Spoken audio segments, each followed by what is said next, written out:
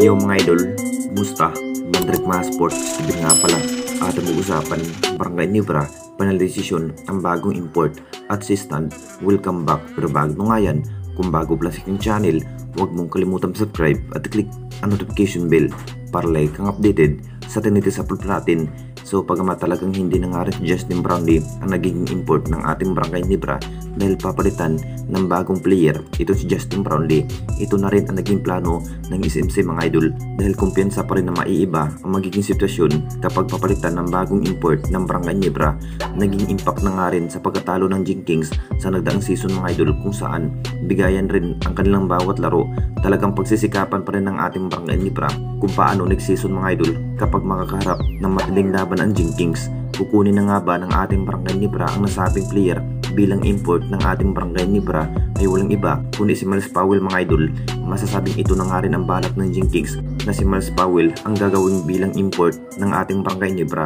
Alam na nating lahat mga idol sa naging performance sa nasabing player, lakas pa rin sa opensiba kung bakit interesado nga ang Jing Kings na si Miles Powell ang gagawing import ng ating Barangay Nibra. Isa na rin si Miles Powell mga idol sa magandang ipinakita ng ating Barangay Nibra noong may B-Area Dragon pa sa PBE. Kapag si Miles Powell ang umipinsa, naging factor rin sa audio shooting ng nasabing player mga idol kung bakit nagustuhan nga ng ating Barangay Nibra ang naging performance ni Miles Powell. Ngayong season pa lamang po, si Miles Powell na nga ang magiging import ng ating Barangay Nibra. Opisyal ng papalitan, ang best import ay walang iba kundi Justin Brownlee.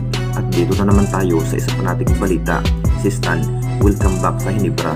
Alam na natin lahat mga idol, masasabing kailangan na nga ba na isa pang big man ng Barangay Nibra ngayong season mga idol.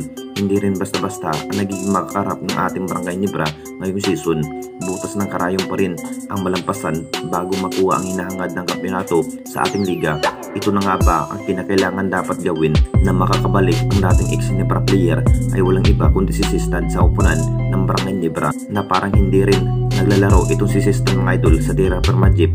Posibleng sa kupunan ng Barangay Nibra ang kanyang mas bagay na makapaglaro ang nasabing big man na si Sistan. Nakita naman nating lahat sa naging interview nung naglalaro itong big man na si Sistan mga idol kung sakaling mabibigyan ng pagkakataon ito si Sistan na makakabalik sa kampo ng ating Barangay Nibra. Hindi rin magdadalawang isip ang Jing Kings na makuha ang nasabing big man na si Sistan.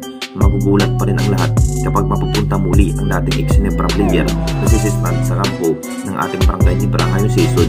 Magiging impact na nga rin sa Sinteteria, talagang mapapalakas ang dating line-up ngayong season.